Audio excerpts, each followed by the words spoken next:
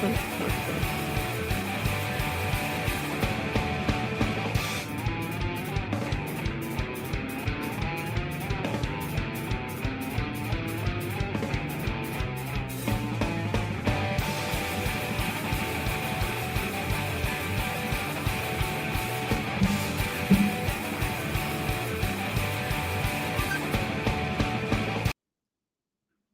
up, Vanguardians? Welcome back to the show. We got a Sunday afternoon live stream for you guys today. Always enjoy doing a weekend show. Some of the comrades that aren't able to catch us during the weekdays when we normally go live. It's always a fun time with the Vanguard community. So welcome to the show, everyone. Thanks for tuning in and spending a couple hours with us this beautiful Sunday afternoon. We were just talking, it's a little bit chilly here in Kansas City, but at least the sun is out. As you can tell, it's streaming through the windows right now. And it feels pretty good outside as long as you're in the sunshine. But like I said, still pretty chilly. So got our hot coffee here. How you doing, bro?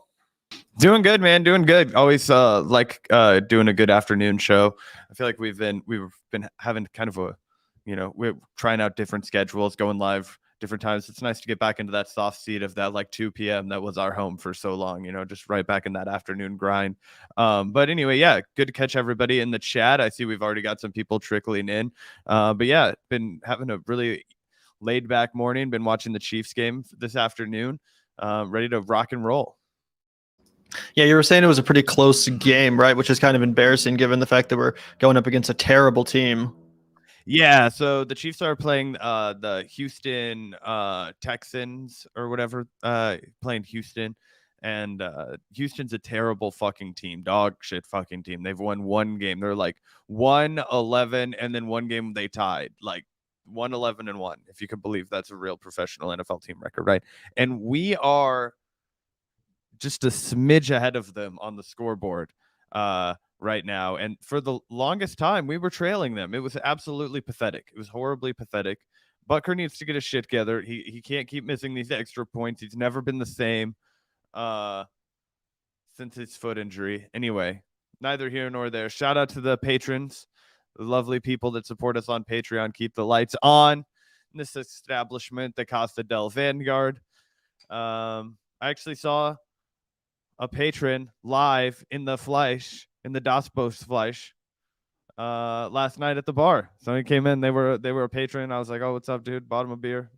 I was a real Vanguardian in the wild. So shout out to that guy. Yeah, that's awesome. Shout out to whoever that was. Very cool stuff. Do you know if they just happened to run into you, or were they seeking you out? Were they like, let's go see if Zach's, because we talk about afterwards sometimes, I doubt it. I mean, the dude was there with like presumably a date or something. So I was just like, "Hey, what's up?" And he asked me about beer, and I don't remember which beer I gave. At one point, I gave him the s'more tasting beer that we had because I was like, "Oh, try this shit. This is fucking crazy." But I don't know. It was really, really, really fucking busy in there. It would have been like I don't think he could have like seeked me out. Like it just would have been, or like sought me out. Excuse me, Jesus Christ, sought me out. Interesting. Well, that's always fun to see a Vanguard listener in the flesh. Sometimes we run into listeners around Kansas City. Not often, we're a small show, but every once in a while we'll see a comrade. It's like, "Hey, the Vanguard." I'm like, "Hey, you watch the Vanguard. That's pretty cool." Anyway, before we get into today's news, we have a couple stories we're excited to break down. Unhinged Elon Musk, censorious, tyrannical Twitter banning spree continues, this time claiming Taylor Lorenz for seemingly no reason at all, no discernible justification for her banning, but we're going to get into that in a second. We're also going to talk a little bit about some good old left on left violence, Jimmy Dore and Jackson Hinkle versus Kyle Kulinski. Although at this point, I don't even think you can call Jackson Hinkle in any way a leftist, but you know what I'm saying. Anyway, super excited to get into that one and give you guys our breakdown there. Before we do so, we got a couple super chats to address. So make sure to sit tight, everyone, for just 5 minutes or so before we get into today's first couple stories. In the meantime, we're going to address a couple of these super chats. Thank you so much, Christina, for the $4.99. I'm watching the Jets game, but wanted to pop in to say hi. Well, thank you so much for joining the live stream, Christina. Hopefully we're not distracting you too much from the game, but really appreciate you popping in, and thank you so much for the kind contribution. Yeah, absolutely. Looks like the Jets are playing the Lions today, so they're trailing just a little bit, but shout out to Christina. I hope it breaks your way. Appreciate the super Yeah, thank you so much, Christina. Thank you so much, Alex, as well, for the $5. Just got done releasing my new podcast episode. Excited for the Tea Guard. Well, congratulations, Alex. That's cool to see that your show is progressing and you got another episode in the can. I'm excited to check that out myself. And yeah, excited for it as well. We got some hot tea to spill. Yeah, absolutely. It's going to be a good episode. I think we're going to have a fun time with it. I always like dunking on Jackson Hinkle because I've called that man's fucking downfall from miles away, and I like a good victory lap. What can I say? Yeah, not only did we call out Jackson for being a grifter and a right winger, but Zach specifically called him out for being a straight up misogynist a long time before everyone else realized. So, we do get things right usually over here if you do notice. But anyway, appreciate you, Alex. Thanks so much. And thank you once again, Alex, for the $2. The Dorists are invading the chat. LOL. Yeah, they sure are, Alex. I honestly can't tell what's satire sometimes. Like, for example, I love Jimmy Dore, a real leftist who speaks truth to power, like Tucker Carlson. Like, I honestly don't know if this is satirical or not. Calling Tucker Carlson a real leftist. The world is beyond parody at this point. Truly, especially in that realm of the universe. Anyway, yeah, shout out to you, Alex. Really appreciate the $2. And thank you to Ohm Cooked Meals for the membership. Really appreciate that, man. That's another great way to support the show. In addition to joining our patron community, becoming a YouTube member is a great way to support the show. And also you get access to the emotes in the chat if you want to spam some Pepes. That's one way to do it. So hit that up if you want to unlock the emotes. And really appreciate you for becoming a YouTube member. Welcome to the channel, Ohm Cooked Meals. Clever name too. Yeah, absolutely. Shout out to Ohm Cooked Meals. Yeah, I mean, as far as the Tucker Carlson thing, I'm thinking about it. I'm like, okay, it has to be satire. Perfect. There we go. Yeah, the original poster just clarified that was satirical, so thank God. But honestly, you never know. With all the MAGA communist stuff, be like, actually, the real leftists are Putin and Kim Jong-un. You're like, wait, what? That's a real take people have, though. So you never know with these fucking crazy people. But thank you so much for clarifying. Also, shout out to you, Zach, the Celtics guy, for the $2. I am pro Jimmy Dore, but Jackson Hinkle is a weirdo. I see this take quite a bit actually from people in the Dore camp. And don't get me wrong, Dore still has some opinions I agree with. If you go like on just a check by check basis, I still agree with a fair amount of his positions. I think he panders to the right wing hella, but I still think I wouldn't just straight up call him a conservative or a right winger necessarily. But Jackson Hinkle, yeah, I totally agree. He's a completely transparent grifter. We're going to be talking about some of his more hilariously bad takes from the recent last couple days in a second here. But yeah, I actually see this take quite a bit from the Jimmy Dore audience. They say, I like Jimmy Dore and I continue to enjoy his commentary, but they're getting increasingly weirded out by Jackson Hinkle, who's now sounding more and more like a fucking like trad con right winger, like talking about like some Bill O'Reilly talking points about like women need to be back in the kitchen. I don't even know if Bill O'Reilly said that, but just like fucking 75-year-old Fox News listening grandpa or something. It's bizarre to watch. Yeah, it's the we believe in nothing Lebowski approach to BreadTube or broader political YouTube commentary, and yeah, he's just gone. He's gone for the lowest common denominator, just the most absolute boomer. Fucking, I need to have my like just completely unpopular, antiquated ideas regurgitated back to me in the form of a youthful looking, Aryan poster boy. Like fucking the dude looks like he just like he I don't know. He just gives off white supremacist energy now. I don't know. I mean, like in the way that he like presents himself, I'm just like, yeah. So I don't know. I mean, that just shows that you have to have absolutely no morals. You have to have absolutely no conviction about anything other than your own success and whatever like wealth you're in pursuit of. Like this guy went from being like a hardcore Bernie bro, clearly just because he got swept up in the times, probably growing up in California, Bernie was probably really popular among young people, and now the tide's changed and he's just riding the wave. But anyway, not to go down the Jackson Hinkle rabbit hole prematurely, we have plenty of time for that later. But shout out to you, Zach the Celtics guy. Always good to see you in the chat. Yeah, appreciate that, man. And shout out to you, AV, for the $5. Really appreciate that super sticker. That's really kind of you. Thanks for tuning in. And thank you once again, Alex. Surprised Jackson's not a regular on Tucker. I think he's been on there at least once. So I mean that's clearly what he's angling for. He wants to hang out with fascists. And it's honestly not a fucking exaggeration to call Jackson Hinkle a fascist at this point. He's quite literally out here defending Kanye West, who's the most well-known and highest profile Nazi in probably the world right now, at least America, but probably the world. So Yeah, absolutely. I mean, I literally just pulled up the video of him on Tucker Carlson and just taking one fucking quick look here. Let me just present this to you guys. This is one still frame. Look at how he looks. Just like, I'm gonna freaking ad hominemly attack this man for a second. I don't fucking care. Look at him. Just look at him. I can't take this guy seriously. I mean, oh man, it's like it's like he immediately like walked into the closet and like came out as like the mascot for like CPAC or like, what's the Charlie Kirk thing, the TPUSA or whatever the fucking shit is. You know what I'm talking about? Like, it's just so strange, and it's it's just so transparent. I don't know. I'm sorry. I'm saying shit that everybody already knows, but to me, it's still so funny that for so long people tried to ride with this guy like he was the like real one speaking truth to power, and it's just like, no, dude, he just regurgitated like the same half a dozen talking points from like two sources over and over and over again, and that's what he's going to continue to do now. Like this dude's like getting into really like crazy territory, like getting concerned about like the birth rate. Like he pretends like climate change isn't a big deal anymore. Like you can't just transparently have your mind changed on like every single issue in the matter of like 6 months, like that, like, or in good faith have that occur, right? That never happens. You are obviously just, going after the clicks. Absolutely. And if you compare that picture to a picture from maybe a year ago or so, check him out here. This is a Chad right here, right? Conservatism makes you ugly. Conservatism straight up makes you ugly. This is a way more attractive human being than the one we just saw on Tucker Carlson. Just saying.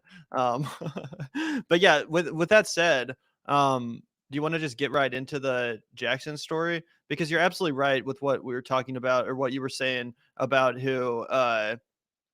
how much his opinions have changed and how many of his opinions have changed over the last year or so, even the last like 6 months or so. I thought this was a pretty good thread from this Twitter account, Dirtbag Left. I think this Twitter account shits on us all the time too. So, say what you will about them. I don't know. Maybe I'm wrong about that. Sorry, Dirtbag Leftist, if you're watching. I think I've seen some tweets where you were talking shit on the Vanguard, but it's whatever. I forgive you, because this is a good thread right here. Anyway, Jackson posted this garbage. Anyone who has ever purchased an OnlyFans subscription should be immediately deported to Australia. And then goes on to say that Australia is one of the worst countries on the planet because it has mid women and no cuisine. Like, what the fuck are you talking about, bro?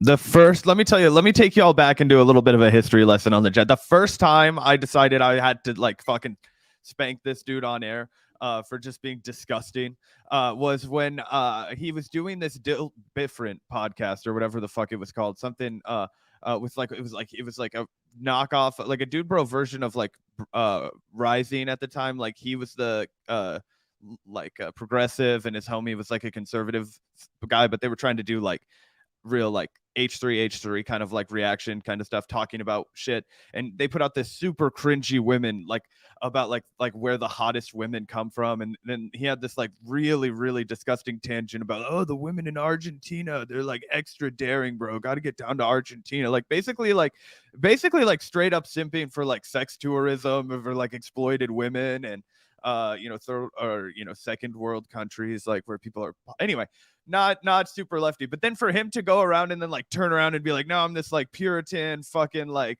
why would you ever do that? I mean, it's just, this is the kind of guy you're dealing with. He's just like a 23-year-old, 22-year-old, however the fuck old this little twerp is, desperate for attention. And he's decided that like all attention is good attention. And I pray to God one day he finds out that there's some consequences for that. But I also just think about an outcome where this guy becomes the next like Tim Pool or something, and I just have to live with that for my whole life. Honestly, he makes Tim Pool look like a fucking intellectual though. Like I think he's going for Andrew Tate on more than like a Tim Pool based on some of these tweets. He really does seem to be channeling the whole Andrew Tate shtick. But anyway, let's go back to this thread from Dirtbag Leftist.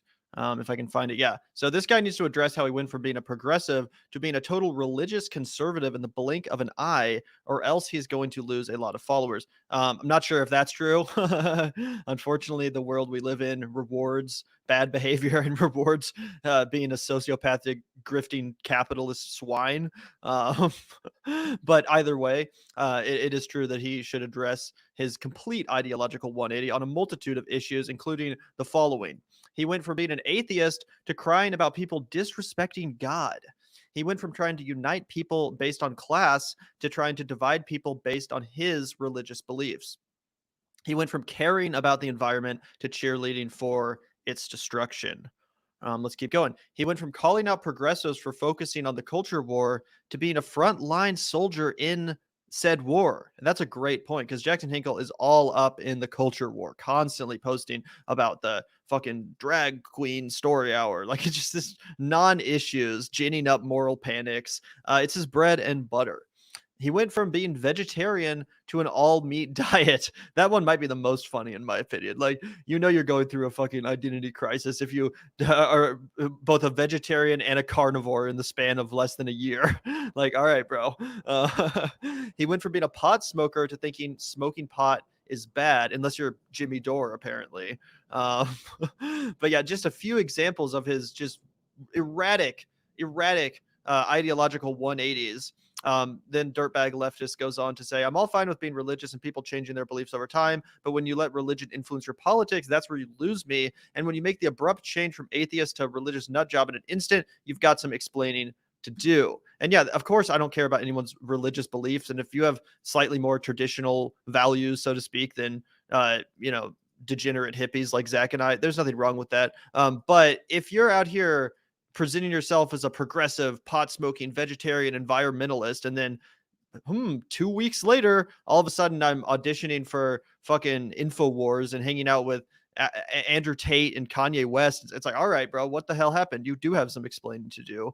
What exactly changed your mind to this extent? And it's pretty obvious what it is. Money changed his mind. He realized where the money was at. He realized what he could do to make a quick buck and to maximize his clout and his profile. And he went with that option, the easiest option, which is to grift the right wing. Oh yeah, 100%. That's what we've always said. If Gavin and I aren't like the most financially motivated people in this world, and we also like to think that we have at least some sort of values between us. But if we didn't, and we were after the easy money, Gavin and I could have raked in a goddamn fortune if we would have just been the pot smoking right wingers. Like if Gavin and I had like leaned into like some hippie bullshit and like smoked joints and like dunked on liberals and like been pretend edgy for like conservatives, the old people, basically, to think that they're like down with the kids while I just like fucking regurgitate all of the Tucker Carlson and Sean Hannity talking points they've known and loved right back to them, right? Validate their belief system on everything. I would make a fucking fortune, guys. I would buy a house. I would fucking live in that house, and Gavin would have his own house, and fucking we would both thrive. Like we would make so much money. But of course, like at that point, it's like, why not just go fucking drill oil in the earth for money and like try and like make money? Like why not just go fucking rip off poor people with bad mortgage bonds and shit? Like why not do anything for money if you're just gonna fucking do that? That's why we don't do that. But I'm just telling you guys, it is so much easier to do that kind of content, right? Than if you have to like earnestly just try and like actually sell people on what you believe. Because if you can just take the pulse on where the internet's already at, you're just going to get a flood of people that, are going to validate you and you're going to validate them. And that's how echo chambers work essentially. But anyway. Absolutely. And let's get through a few more super chats before we get into this clash between Jackson and Kyle Kulinski. Thanks so much for the $5, comrades. Sunday shows are great. Haxon is 100% a conservative now. His Twitter has been hilarious to laugh at. 100% on both counts. He is absolutely a conservative. I would say a fascist, but conservative is one way to put it. His Twitter has been hilarious to laugh at. And yes, 100%. You guys know that the day Jackson Hinkle was banned off Twitter, he was reinstated the next day, but we did a live stream the day he was banned. And I was actually saying like, obviously it's funny, but also I was a little bit salty because I really enjoy scrolling Jackson's Twitter every day. I look at it. It's fucking hilarious. And we're about to find out why, because I'm going to show you guys some of the funniest tweets from the last couple days from this guy. Obviously unintentionally funny, but still quite comedic regardless, just in its stupidity. So yeah, shout out to you, comrade. And his Twitter is definitely hilarious to laugh at. The lengths this person will go for just attention it's really, really a spectacle, right? Like just utterly humiliating himself on a day-to-day basis, becoming an absolute laughing stock of the internet. It's really a sight to behold. 99% of our country's problems would be solved if men stopped being fat and women stopped being whores. Are you fucking kidding me?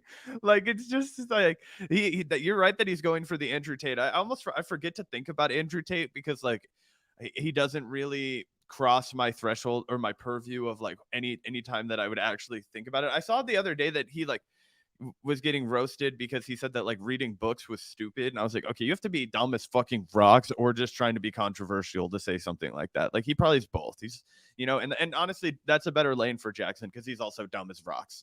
So but anyway, shout out to you, comrade. Really appreciate that. Yeah, thank you, comrade. Really do appreciate that. And thank you so much, Kima Medina, for the $5 as well. Can't believe I once donated to him. Hopefully, this $5 super chat to you boys cancels that out. Haha, much love, much love. Really appreciate that, Kima. There was definitely a point in time where it was a lot easier to buy into Jackson's shtick when he was presenting more solid left wing arguments and before he made this kind of ideological pivot out of nowhere. So I don't blame yourself. I definitely wouldn't judge you for having donated to this clown. It's easy to get tricked by these kind of shysters. I'm gonna hard pivot from Gavin and say that I operate more like the Catholic Church. So after you've given me $5, I'm gonna free you of this. You just say a couple of Hail Vanguards and do some good in your community. But I want you to marinate on it. Don't let that kind of thing happen again. No, I'm just kidding, Kima. Thank you so much for the super chat. That's funny. And shout out to you, Alex, for the $5. He looks like guys I went to high school with who dated girls I liked. Yeah, I mean, that's kind of his thing, right? Being the womanizer or whatever, while simultaneously being a flagrant misogynist. But yeah, appreciate you, Alex. Always appreciate the super chats. Yeah, shout out to you, Alex. He looks like the kind of guy I fucking hated in high school. That's what I remember. That's what I register about Jack Hinkle, which is why I was able to smell his bullshit immediately. I was like, I know you, even though we don't know each other, which is probably me being salty and immature, but I got it right on this one. Hit the nail on the head. I mean, to me, he's always just reminded me of a frat boy, and I always thought frat boys were annoying and gave off bad vibes. So I've always called him the fascist frat boy. But anyway, thank you, Alex. Appreciate that. Shout out to you, Hysteric Raider. Rave Dubin's new Sith apprentice. Yeah. Although, just like with Tim Pool, honestly, he makes Dave Rubin look downright fucking intellectual, and it makes his grift look downright restrained in comparison. At least Dave Rubin took like 2 or 3 years. You know, at first he's like, I'm a classical liberal, and now I'm a libertarian, and then, no, I think I'm kind of a conservative. You know, like he took a while to get to the end point of his grift. Jackson Hinkle just woke up one morning and was like, I am a fucking Nazi. Welcome to my new channel. He's only an American Nazi though. The Nazis in Ukraine he hates, right? And it's funny. I can never get past the obvious irony that the people who are the most concerned about the Ukrainian Nazis are also the ones that always happen to be American Nazis themselves. Like people who are gonna like simp for like this man. And for those of you who reject the Nazi label that we've applied to Jackson, this man was literally simping for Kanye West after the Tim Pool interview. All right. So it's not up for discussion anymore. This dude's, and also all the crazy, like ridiculous, like religious shit that he says, like, and all the dog whistling about globalists and like the, you know, New World Order and all this kind of shit. Like, you know what that's about. Rave Dubin's new Sith apprentice, LOL. He makes Dave Rubin look reasonable now, kind of. Not reasonable, but like, you know what I mean? Dave Rubin never like, I don't know. I mean, yeah, he made himself look stupid in a lot of ways, but he never was like, and he was really obvious about it. Jesus, I'm not trying to compliment Dave Rubin, but like this is even more extreme. Would you agree? That's what I just said. Yeah, he's downright. He makes Dave Rubin look downright restrained, downright intellectual in his grift. So yeah, thank you so much, Hysteric Raider, and shout out to you, Alex, once again. That's most conservatives though. Puritan for women and sex positive for him. Yeah, I mean that is literally one of the essences of a patriarchal patriarchal, conservative outlook. 100%, Alex. Yep. I guess that's true. Although, I mean, he was also like bagging on like OnlyFans as if like, so that was a bash on sex work. I don't know. It seems like he just like can't make up his mind on that one. Like, are you about? But I imagine that personally, he definitely follows the philosophy that you've outlined here. Yeah, shout out to you, Alex, and shout out to you, Goomer, for the $4.99. Really appreciate that. The game this morning was amazing. After this WC, are you guys hyped for it to come to the World Cup? Are you guys hyped for it to come to the US? I know I am. Personally, I couldn't care less.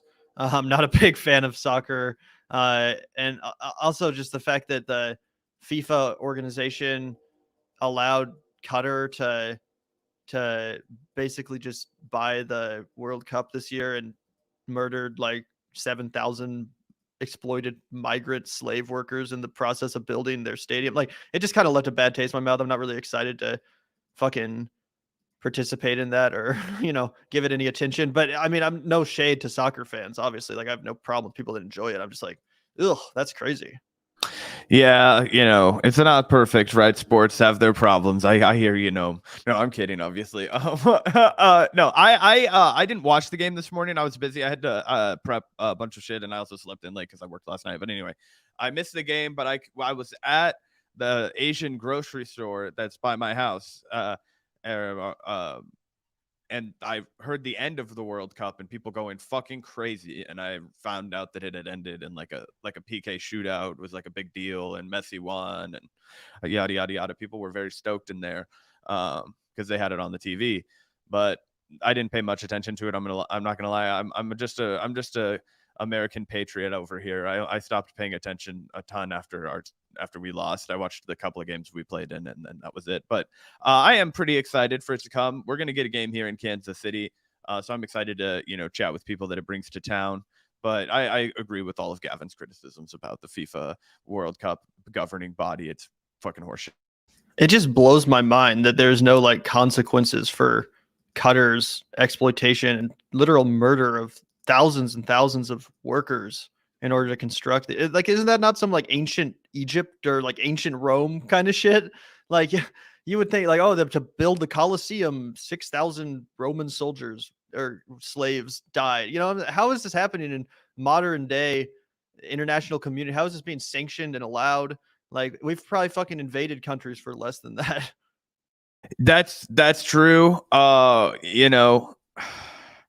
It's it's tough. It's tough. They would point back and say, "Who built your railroads?" Right? No, still use those railroads, but I get it. It's fucked up. It's bad. We enslaved people like 200 years ago, and used them as the backbone for our economy. Like, stole like 1.3 or 4 trillion dollars in labor from the Africans that we abducted and subjected to chattel slavery. So but we don't have a clean record either here in America. But I understand what you're saying. We're not as like, we're not going to sanction something like that here.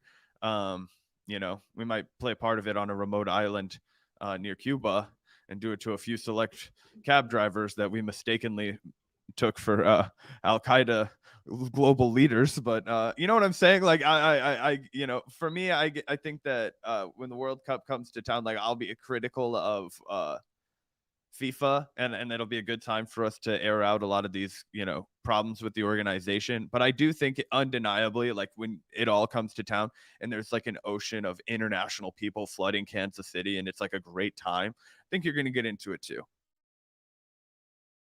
Perhaps. It's definitely cool for KC. And yeah, that is true. Obviously, I'm not saying America has any like moral high ground or anything. We've done fucked up shit all the time. One sec. Trying to get ready the next story. So yeah, let's get into this next story about Kyle Kulinski, because he got into it with, or he didn't get into it, but he got called out by Jackson Hinkle. So let's put up Kyle's original tweet up here on screen, and you can tell me if there's anything objectionable about this one, Zach. If I can find it here, just give me 1 second. Ready to tee off on Kyle. Let's go. Yeah. Let's find this one. All right, here we go. So Kyle responded to this Elon Musk tweet, which he screenshotted here. The Elon Musk tweet says, Criticizing me all day long is totally fine, but doxing my real-time location and endangering my family is not," which is a complete mischaracterization of what happened. And Shuan had pointed that out by saying, "Welcome to Twitter. The rules are made up arbitrarily day by day, and the points don't matter," which is very accurate. But basically, you guys remember we were talking about this on the show yesterday or the day before. Elon Musk banned the Elon Jet account, which tracks his private jet and shares the different places it's stopping at. This is all public knowledge, by the way. It's not like this Elon Jet account was following around Elon Musk in his private jet and leaking classified information or leaking information that was somehow private otherwise. This information is already publicly available and has already been ruled to have been protected by the First Amendment. So it's not doxing. It's not revealing his real-time location. And also, there's no real evidence that his family in any way was actually endangered by the posts of the Elon Jet account. So either way, Elon Musk banned the Elon Jet account, but then went even a step further and banned like 9 or 10 journalists who did not in any way dox his account, but simply reported on the fact that he banned the Elon Jet account. So these accounts weren't posting anything that the Elon Jet account didn't post. All they did was talk about the fact that this account was banned in the first place. And in the process of doing so, linked to or added the Elon Jet account, because if you're a journalist and you're doing journalism, you have to talk about the subject that you're investigating or reporting on, basic stuff. And some of these accounts didn't even do that. Like Matt Binder's account, for example, I don't even think that he actually linked to the Elon Jet account or any of the information posted by it. He simply talked about it, and that was enough to get him banned. So Kyle makes a perfectly reasonable and uncontroversial point here that it's comical that all the banned accounts doxed him, totally shameless and nakedly political. Again, none of the accounts, including Elon Jet, doxed him, but especially not the journalists that just talked about what was happening. They very clearly did not dox him. They were just discussing what had happened. So what was your reaction to this Kyle Kulinski tweet, Zach? If do you look at this the same way as me and think, well, this is completely obvious and uncontroversial? Yeah, what's funny is that over the last, this was from a few days ago, right? Over the last 3 days, it's only gotten less and less up for debate. Now there is no negotiating after he's gone completely renegade on how he's enforcing Twitter, even more so than he had when he just started randomly kicking people off that had said stuff about his flight logs. Now he's even gone one step further, which we'll get into later with the Taylor Lorenz thing. It's absolutely not up for discussion that this is an untrue statement, right? He is consistently, and we've said this from jump, Gavin, every single time anything has to do with Elon Musk, we bring up the chain, the litany, the absolute absurd numbers of almost in a Trumpian way. This man has been able to just like get away from his lies. Like this man lies more than fucking anybody. Okay. Gavin, I know, has a personal bone to pick with him because we never got a hyperloop from KC to St. Louis, which the man one time seriously floated. The Boring Company, which never came to fruition. And he said he just didn't want more public transportation in LA, or like, he didn't want a train going in. It was some evil shit. Right. And you remember we talked about the Thai divers, right? And like he fucking tried to pretend that dude was a pedophile. And then like because all the kind of shit that's gone down. I'm sure there are more examples that you could think of off the top of your head, Gavin. So this guy is a known liar. This just adds to that laundry list. Anyway, the fact that Jackson comes down here and simps for the guy is fucking insane. And it's a big L.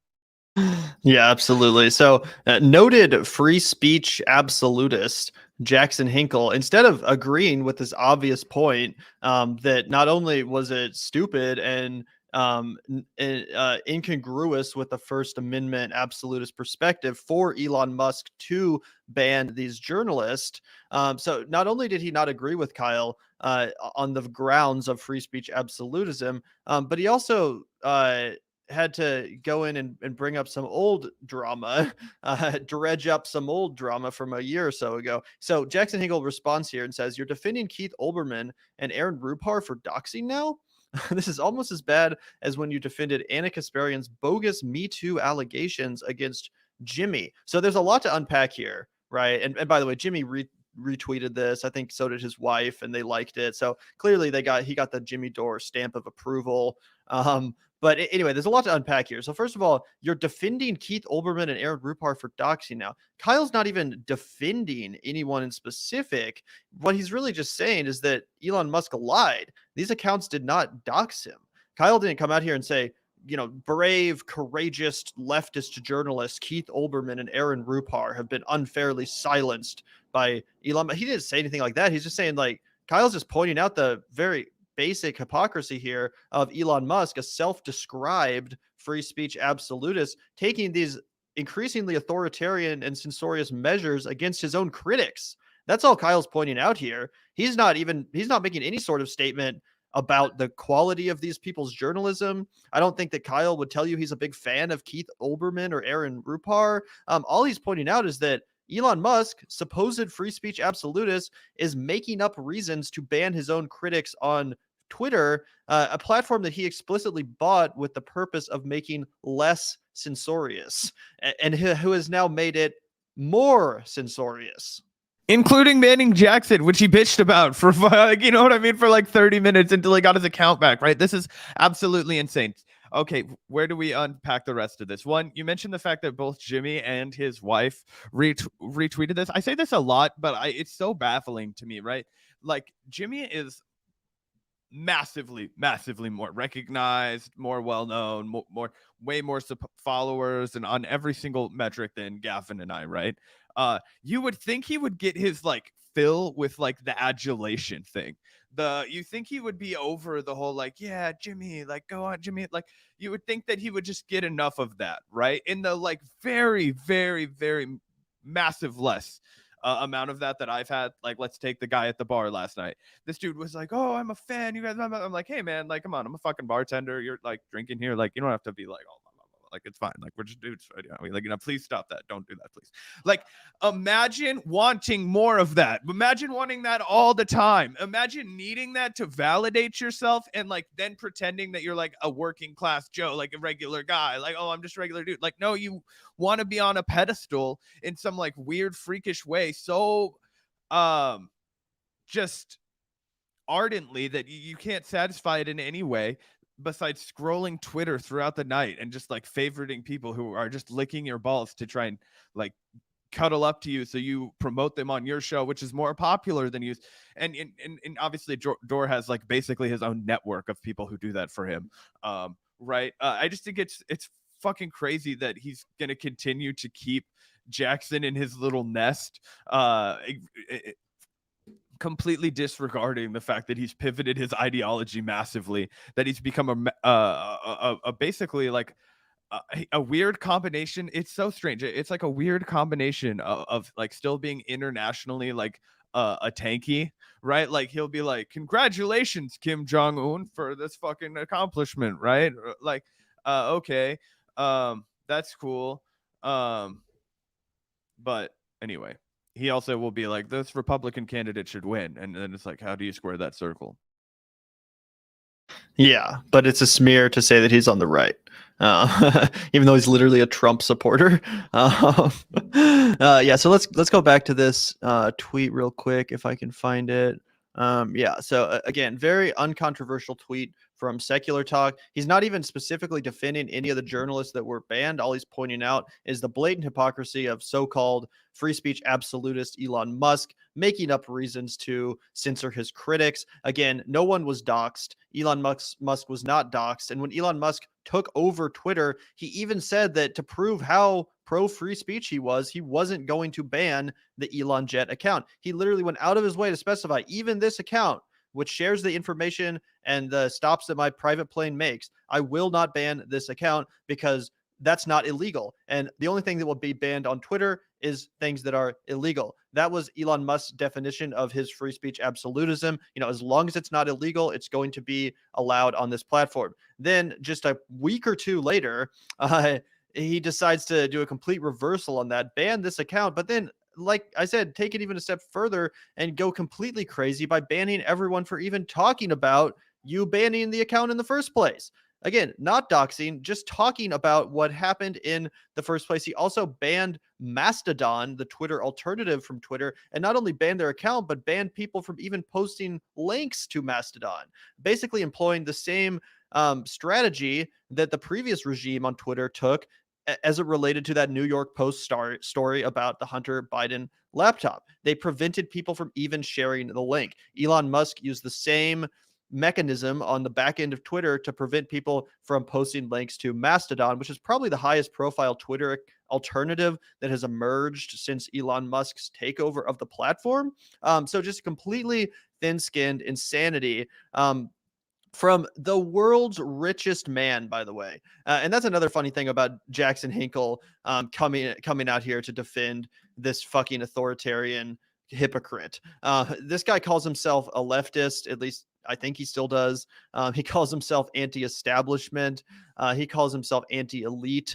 Yet he's out here throwing himself under the bus and defending the fucking richest man in the world. Uh, completely tarnishing any seriousness anyone might have had for him by defending the world's richest man while pretending to be anti-establishment and somehow a mouthpiece or an advocate for the working class. It's absolutely ridiculous, and it seems obvious at this point, but in case anyone needs it spelled out, the reality is that Jackson Hinkle does not actually have any principles or values. You can't say that you're pro free speech and then defend the increasingly censorious and authoritarian actions taken by Elon Musk as the owner of Twitter. You can't say you're pro First Amendment if you're defending this sort of action from Elon Musk, just like how you can't pretend like you're anti-Nazi while you're out here defending Kanye West, the highest profile Nazi alive right now. Yeah, and speaking of Kanye, you showed me an article today. This fucking ridiculousness that it's only the fact that he's become so mentally unwell that it's become revealed that he's a huge simp for Hitler and like has a, obsession. Yeah, Kanye West's love of Hitler allegedly goes back 20 years. This makes it all harder to stomach, right? Because you think that like in your brain you're like, oh, he's just really unwell, and then he like found this like bad part of the internet and people like Milo and X, Y, and Z, they took advantage of him and like exploited him. But no, dude, after you start digging into this, you're like, this is just who he is. Weird. And Gavin put the poison in my brain, and he was like, yeah, it'll really make you rethink listening to Black Skinhead. And you're just like, what the fuck is going on? Yeah, exactly. And again, Jackson Hinkle's been on the record defending this guy even after making explicitly pro-Hitler comments. He's literally a Nazi. He's quite literally a fucking Nazi. So anyway, there was the little calling out of Kyle Kulinski from Jackson Hinkle. Kyle has not at this point responded yet. I kind of doubt he will. I don't think he wants to give this guy any attention, which is completely understandable. And it does look like Jackson failed to ratio Kyle if that was his goal. He did fall short of that by quite a few belly tweets. flop. Yeah, complete belly flop. And most people roasted him as usual. If you look at the replies to any Jackson Hinkle tweet, it's going to be a lot of roasting going on. Yeah, posting public information isn't doxing. Exactly. He's literally just making shit up and perverting his previously espoused defenses of free speech, absolutism, in order to defend the world's richest man. And someone who has made very clear over the last couple of weeks, specifically over the last couple of days, that he is no friend of the First Amendment and that he does not in any way have a principled belief in a society where free speech is upheld. He's a thin-skinned fucking loser who spent $44 billion to acquire a platform so that he could silence his own critics. 100%. And you heard it here first on the Vanguard. So shout out to us. Pat yourself on the back, Gavin. Don't break your spine. But anyway, before we move on to the Taylor Lorenz evolution, do you want to respond to the rest of those super chats? Yeah, sure. Let's get into these super chats. And then I do want to take a look at a couple other pretty hilarious Jackson tweets from the last couple of days, just to illustrate how embarrassing it is that Jimmy Dore continues to associate with this guy. But before we do that, yeah, shout out to you, Kelly, for the 199. I like Jackson when he was banned. LOL. Yeah, that was pretty funny. Although, like I said, his presence on Twitter does provide quite a lot of comedic gold, so I wouldn't want him to go anywhere. Yeah, if it were up to me, I wouldn't ban the guy. Obviously, I don't believe in that, but I wasn't shedding any tears when he disappeared either. Though the content drought, it is nice to have something to mock when you're feeling down. Absolutely. Thank you, Kelly. And thank you so much, Susie Stone. Really appreciate that generous $20 super chat, Susie. Thank you so much. Do you remember the Bad Faith episode on dating with a panel of people, including Hinkle hitting on Bree? Yes, I did think, I do remember that. And it was super cringe. Even at the time, in my opinion, it was pretty obvious that Jackson Hinkle was a grifter who was increasingly right wing. I guess there was still some level of plausible deniability at that point for Bree to justify inviting him on in the first place. But yeah, I did think that was pretty cringe even at the time. Yeah, look, no disrespect to Brie at all, but I remember that was like maybe a few months after we'd ripped his ass for just being like an open misogynist and like having the worst taste. And he's just like out there on the panel of like young people dating, and it's just like, or young people in relationships. And I'm just like, I remember thinking about that. This man doesn't know a goddamn thing about being in like about love or being in a relationship or anything. It's so clear the way he talks about women, they're objects to him, they're like a goal, a pursuit, whatever, which is fine if you just want to be like some young shithead. But I was like, what the hell does this guy have to contribute to a panel that's like going to represent like youth who actually like have emotions? Right. Yeah. Super cringe. We sniffed this motherfucker out a long time ago. But yeah, thank you so much, Susie Stone. Really appreciate the generous super chat as always. And thank you, Alex. It's not soccer, it's football. You're right. You're right. Sorry, I'm a fucking uncultured American over here. Nah, fuck that shit. It's called soccer here. Where the fuck are you living, bro? Like, I hate that shit. Like, what am I supposed to do? Like, start, le roi, monsieur, please. Like, what am I gonna start ordering everything like in French? Oh, it's a French recipe. It's a French. Like, I'm not gonna do that. This is fucking America. We call it soccer because we already have a way more popular football game here. Why that went down, you can fucking Google it. But look, I just, that's actually one that gets on my, like, how come you didn't spell it FUTBOL, huh? If it's football at its origin, why'd you spell it like football, like Americanized, huh? These are the questions I have. Is it a field or is it a pitch now? Are we wearing jerseys or are they kits? Are we just gonna adopt the UK culture? I'm not an isolationist. I'm just saying I have some lines in the sand. Yeah, shout out to you, Alex. Thanks for the super chat as always. Thank you, Zach, the Celtics guy. The U.S. and NATO army neo-Nazis in Ukraine set this precedent, Kanye West is writing. Well, as we just mentioned, apparently Kanye has been simping for Hitler for like 20 years now. Like literally, I don't think his recent infatuation with the Third Reich has anything to do with the U.S. and Ukraine situation. So, and also I don't think that Kanye is probably smart enough to even know what the fuck is going on to even have any sort of a grasp on that complex geopolitical conflict. But either way, appreciate the $5. Yeah, so just to be clear here, yes, there are neo-Nazis in Ukraine, right? They are abundant, right? We've reacted to all of that shit. Even before Zelensky was president, he was just a comedian. He was making jokes about how like Mein Kampf was sold out all over the country, like, all kinds of like, tongue-in-cheek shit. Like, were just like jokes that were part of his like stand-up routine, okay?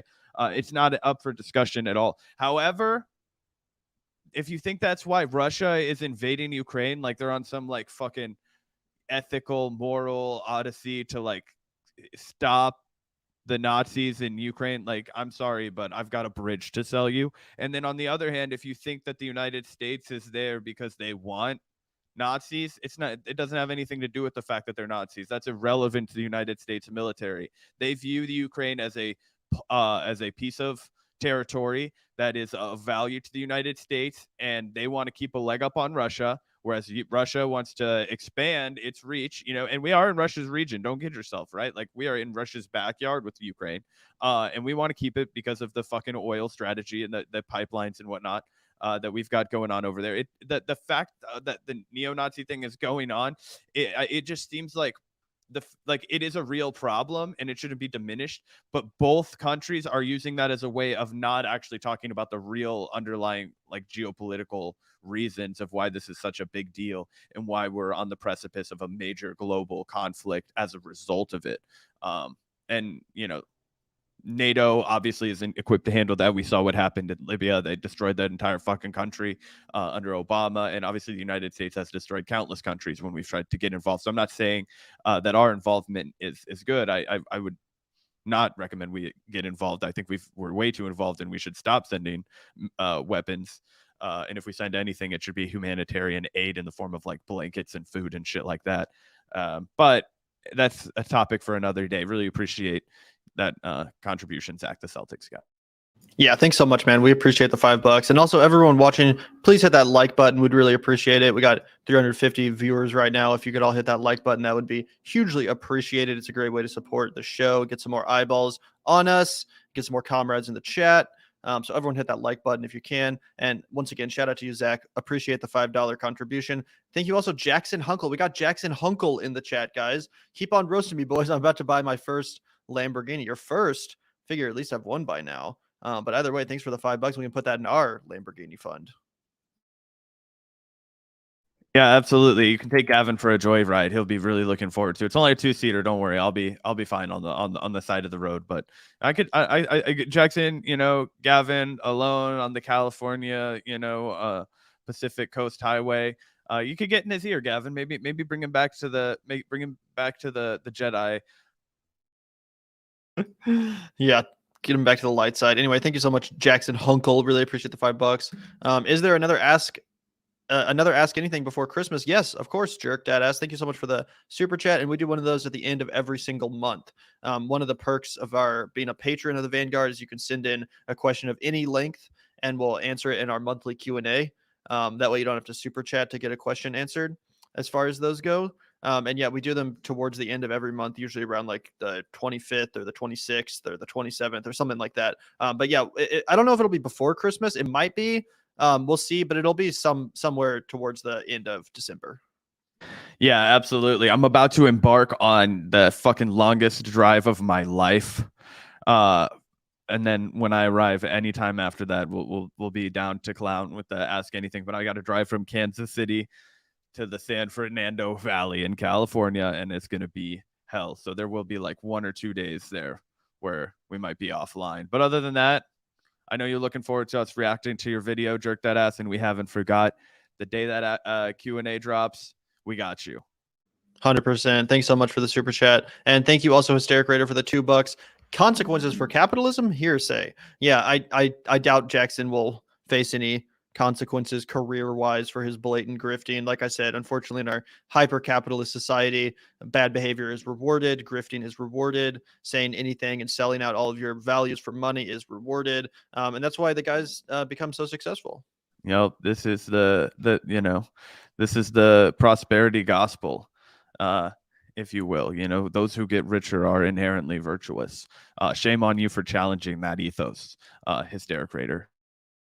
Yeah, shout out to you, Hysteric Raider. And shout out to you, Jaswar. Really appreciate the $2. Tesla is effed if Musk remains as CEO. Yeah, their stock has totally plummeted. They'd honestly be better off if they kind of were able to move away public image-wise or from a PR perspective from Elon Musk. In the same way that people have said Facebook and Meta would probably be better off to dump Mark Zuckerberg and get like a new face of their company or no face at all. I think the same thing is true with Elon Musk and Tesla. It's like, unfortunately, a lot of people just when they hear Tesla, all they think about is Elon Musk and his antics. And a lot of the people that would be interested in buying a Tesla are kind of like liberal people, people that are concerned about the environment, that buy into the notion of reducing their carbon footprint and stuff. And they're not impressed by Elon Musk's bullshit. They're simply not impressed. In fact, they're oftentimes repulsed by it. A lot of the people that are in the market of buying an electric car think his right-wing pandering and antics are totally off-putting, and they don't want to drive around a fucking car that's associated with that. Yeah, absolutely. And honestly, Twitter is fucked if Musk remains as CEO too. They're bleeding money, as we put up the other day. They were auctioning off fucking office furniture, right? That ain't a sign of success if you've just bought a company, okay? Not only that, they've laid off a fuck ton of people. The ads, a whole spectacle. So Elon Musk is just becoming too much of a burden, too much of a spectacle in a bad way to be, remain as any CEO, because what's obvious is if he's doing all of this, he's not doing his fucking job as being their CEO, right? Pretty obvious, although it's fun to watch the guy lose his fucking ass. I'm not shedding any tears for him. That's for sure. Yeah, shout out to you. And thank you so much, Adi, for the $5 super sticker. Really appreciate that, Adi. Always appreciate seeing you in the chat. Thank you so much, as always, for the support. Yeah, shout out to you, Audie. I feel like I haven't seen you in a while. Good to see you back in the chat. Hope you're enjoying the show today. Yeah, thank you so much, Adi. And appreciate you once again, Alex, for the $2. My dad's British, so I noticed this. Much love though. Oh yeah, we're just roasting you, Alex. It is called football everywhere else, other than here in America, but we like to do things different here in America. So it's soccer to us. Yeah, exactly. We like to do shit like invent automobiles and fly airplanes. Okay, brother? I'm kidding. The Lambo guard, absolutely. Get out of that Italian shit away from me. No, I'm kidding. Shout out to you, Hysteric Raider, the Lambo guard. That would be quite something. Although here's the thing about Lamborghinis, they're expensive as fuck and they break and you can't drive them anywhere. They're like performance vehicles. You have to be like dumb rich for that to be like something that you even consider doing because it's gonna break down. You're not gonna you have to anyway, just saying. Zach going to PTA land. Oh yeah, I'm going actually to what I fear is what I hear is a wasteland of lawlessness. It's the new purge out there in lawless Los Angeles. The cops never do anything.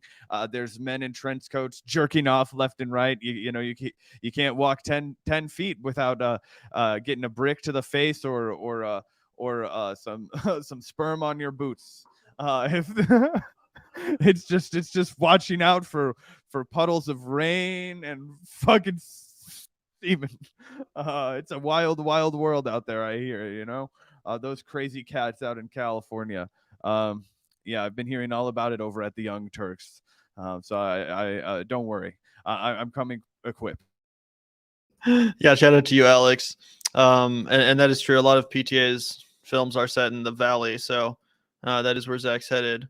But yeah, shout out to you, Alex. Really do appreciate that, and thank you so much, Bruce, for the $4.99. Skull Vikings coming back from 33-0, the largest comeback in NFL history. Chiefs should take notes. LOL. Well, we are known for some pretty crazy comebacks ourselves. I don't know anything about that crazy, but yeah, that's interesting. I haven't been paying attention to the Vikings, but yeah, perhaps we should take notes. Are we still losing to the fucking Texans, Zach? Right now it's tied up. But I did not watch that game, Bruce. That's fucking crazy. I did not hear about that. I've been rushing around all morning. But yeah, that's it. That's insane. The Vikings are a good team this year, for sure. One of the prime contenders in the NFC. Them and the Eagles are the two that I think are probably in the best position to make a run at the Super Bowl. Interesting. And here's one. I guess this one's addressed to you, Zach. Oh, he's saying that we could buy one of those really fancy Lamborghini SUVs that they make. So Zach, you could buy a Lambo Urus to replace your van with a 6-seater. On a serious note, though, do you guys think it's ethical to buy a $300,000 car? It's tough, right? There is no ethical consumption under capitalism comes to mind, right? Like, and that's how I would rationalize to myself if I had like fucking the means to buy a $300,000 car and I really wanted one. I'm not a big enough car guy to really want a $300,000 car. If I picked out a perfect car for me, I would get I would try and get like an EV Jeep Wrangler, right? Which is like a car that is dumb fucking expensive, but it's like dumb fucking expensive in like the 60, 70 grand fucking range, right? Not the $300,000 range. So, I mean, I probably wouldn't make that choice. I would buy a house for $300,000, right? I wouldn't buy a fucking car for $300,000. But that's just me. I'm not a rich person. I definitely won't ever be that rich enough to buy a $300,000 car. So I don't know. I'm not going to sweat that one. That one's a decision I'll let somebody more successful weigh on for me. Yeah, absolutely. Yeah, I mean, yeah, I would agree with that. I agree that. Well, first of all, who the fuck is buying a car? Like, how many cars are that expensive? A lot. Oh, they're way more expensive cars, $1 million cars. 300,000. I'm like, maybe 100,000. That's a fucking crazy. That must be like a fucking Batmobile or something. But I'm also not a car guy. Even if I was a millionaire, I probably wouldn't be shelling out that kind of cash on vehicles. But it's still not as unethical as the car companies that are producing those vehicles and profiting, and the fossil fuel companies. So even if you're super rich, you're still just a consumer at that point. You're not the one actually profiting off of that. So I wouldn't say it's like the most unethical thing, but it's not something I would do either way. Thank you so much, Adi. Really do appreciate the $10. Adi's going to be cruising around in a Rolls Royce. Yeah, I mean, I don't judge you if you are, Audie. You know, socialists don't have to be against having nice things. They just think everyone should get nice things. I like nice things as much as the next man. I like luxury items too. But thank you so much, Audie. Really appreciate that, and appreciate it, comrade, for the $5. Musk tweeted that he was at the World Cup match today. Is that not breaking his own rule? He basically doxed himself. Yeah, a lot of people noted that he shared his exact location, his assassination coordinates today by revealing his location at the World Cup. And here's a picture of him and Jared Kushner today at the World Cup. Don't they look like? Doesn't this look like something out of Gladiator? Like fucking the Joaquin Phoenix and one of his henchmen or something. Watching the Gladiators. Does that not come to mind? Oh, dude, that is exactly what comes to mind, and it's crazy too because like, oh. There, I mean, it is the modern incarnation of that. Like, it's sad how that's not as much of a joke as you would like it to be. You know what I mean? Especially when it comes to a guy like Jared Kushner. That guy's been in the rooms when some shady shit's gone down. Absolutely. Also, I realize we missed this one. Thank you, Zach, for the $2. What are your guys' thoughts on Assad in Syria? I mean, I think Assad is definitely a pretty bad guy, probably. But that being said, I don't think we have any reason to be over there. There's lots of authoritarian, dictatorial leaders around the country, including here in America. That doesn't give any other superpowers the right to get involved or to meddle. So obviously, in no way am I in support of U.S. intervention. Me and Bashar are downright chummy, actually. We love to go out for beers together. I fucking love that guy. No, obviously, look, dude, he's a brutal. Like, the thing is, like, what are your thoughts on this guy? Like, not good, right? Like, and just even if you dispute the, like, people will like there was Assad, did chemical weapons attacks on his own people. Even if you dispute that reporting, which a lot of people do, like Aaron Mate, he's made a lot of good points disputing the way that was all reported, right? So even if you set that completely aside, the dude's a brutal dictator, right? I mean, he ain't running his country with socialism over there. He's not exactly the most concerned with human rights. And then you can dig through all of your fucking excuses if you want to make some for him and say, well, U.S. intervention, like, oh, what was he going to do? Sure. But he's still the guy that's sitting at the top of the fucking mountain. He's still the guy that he's not going to bed hungry. He's not worried about fucking X, Y, or Z, right? His people are, though. The people of Syria, that country that's been bombed to fucking all hell by the United States, might I add. We're not doing any favors, right? So obviously, I think we should get the hell out. I would be open to saying we should pay some punitive damages. I definitely think we probably should do that. We were responsible for a lot of them, right? But saying that this guy is like saying anything nice about him as a leader, like, I just don't think that checks out. That doesn't track with how viciously I criticize, Joe Biden for doing things, as well. Like, you have to be critical of all leaders. And that's what I would say. Absolutely. Yeah, I totally agree with that, Zach. And Alex is wondering what would we buy if we were rich? I mean, like Zach was saying, probably a decent house, nothing crazy. I don't need fucking luxury, but it would be nice to have a crib that's not just renting an apartment. I mean, I guess I'd get DoorDash a lot. What about you, Zach? It depends on how rich we're talking. I would love to have a loft in like a really, really urban area, like I would like to have like a New York City loft, right? Like, I would like to have like a place in New York City that we could stay whenever we wanted, and then have like a house in Kansas City that's like my regular time house. You know what I mean? Or maybe one in Los Angeles and one in Kansas City, something like that on the coast, right? Because the one thing that the one thing that prevents me from like ever even wanting to like dabble in that is like how fucking expensive it is to live there and actually enjoy your life. But I could see New York City being a really fun place to live if I was rich, right? If I could like fucking Uber or take cabs everywhere, tip everybody nicely, go around, eat at all the fucking nicest places in the world. Like, that's what I would be doing if I was rich. Probably still shaking some cocktails here and there anyway, because I like doing that.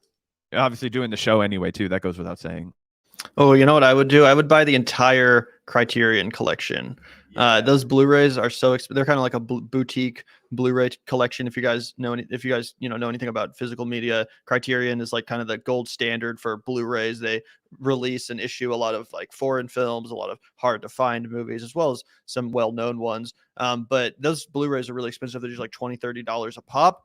And I think there's like almost 1,000 in the collection now. So if I was super rich, I would just buy every single film from the Criterion collection and have like a fat vault for my physical media. I'm a big collector of physical media when it comes to movies. So that's something I have dreamed about, having just like a huge vault where I can have every fucking movie ever made that I want to own in. So that's probably what I would do in addition to getting a house and ordering DoorDash every single day. But thank you so much, Alex. Really appreciate that. We're really ambitious folks over here. We're world conquerors. I'm like, yeah, I think I would probably bartend, but maybe in a place that I can't afford to. Gavin's like, I'd buy some more movies and get takeout. Exactly. And I mean, I'm not against having a nice car. Like I would like to have a nicer car than my Prius. But I just can't imagine spending 300 fucking thousand. Like, what is it made of? Solid gold or some shit? But according to Audi, the cars get up to like 600 or $65 million. I'm like, what the fuck is that, bro? That's crazy.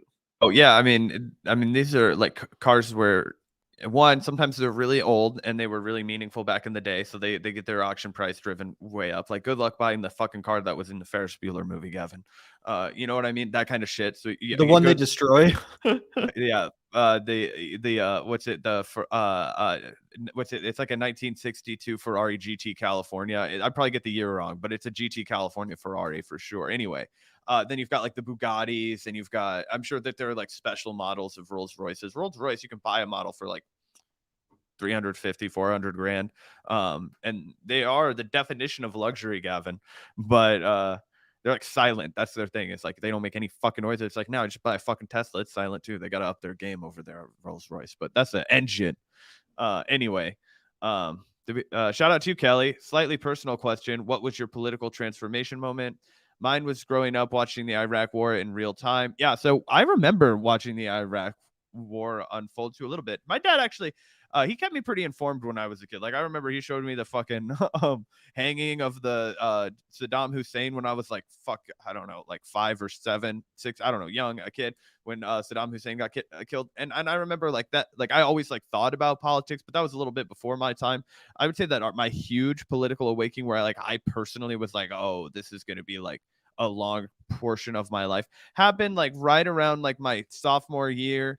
When I got really into writing for the school paper, and then compounding that with 2 years later, Bernie Sanders happening, and I already had like a pretty big political interest.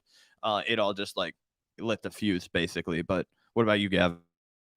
Yeah, I would agree with that. I mean, when I was growing up, my parents were very liberal, and especially under George Bush, there was a lot of I could just tell how like embarrassed my parents were to be Americans during that period of time, during that era, because of just what a fucking humiliation that man was to our country. Just an obvious dunce. Clowning his way through the presidency. So that always kind of gave me like, oh, well, Republicans are stupid, right? But then Obama became president, and I was still pretty uninformed politically, and just going off the vibes, I was like, well, Bush dumb, Obama smart. I guess Democrats good, Republicans bad. And that was kind of my politics for a while, up until Bernie Sanders in 2015 when he started running for president. And then my big political transformation moment happened when I realized, oh, actually the Democrats are also fucking useless. They just appear smarter. They just put on this like intellectual sheen to disguise their dog shit pro corporate politics. And actually the solutions we need are the ones being proposed by this guy, Bernie Sanders, and his ilk. So that was probably the biggest moment of transformation, when I went from just being kind of a normie liberal defending Barack Obama in high school, because Zach and I grew up in a pretty red area and kind of the Bible Belt in Kansas. So a lot of the kids I went to high school with were, when Obama was president, they were outraged about gay marriage becoming legal. They were outraged about Obamacare. So I was the kind of guy that would debate them and defend the concept of gay marriage and defend the concept of Obamacare. And then I realized, of course, when Bernie came along, that defending gay marriage is a super low bar to meet. Obviously, you should do it, but it's not like, for a while, I just kind of thought that's what separated Democrats from Republicans. And then I realized, like, oh, there's actually more policy issues. And actually, Obamacare is not something really to defend. It's better than nothing, but we need to go so much further.